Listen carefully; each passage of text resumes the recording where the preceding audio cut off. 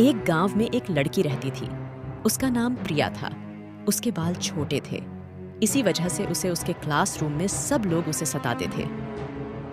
एक दिन जब वो स्कूल से घर लौट रही थी, उसे वह जादुई कंघी मिलती है।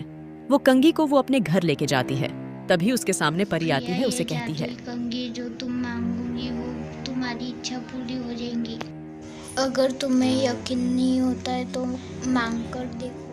जादुई कंघी से प्रिया के बाल एक रात में ही बढ़ जाते हैं।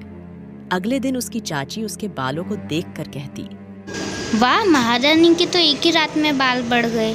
अगर बाल सवार न हो गए होंगे तो कुछ काम कर ले। प्रिया की चाची उसे बहुत परेशान करती थी। एक दिन उसकी चाची उसके हाथ में वो जादुई कंघी देख लेती है। रात में जाकर उस कंघी को वो चुरा लेती है।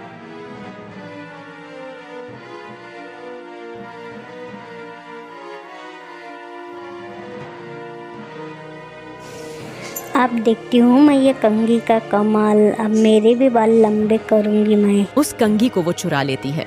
उस कंघी से जैसे बाल कंघी करती है, उसके वह गंजी हो जाती है।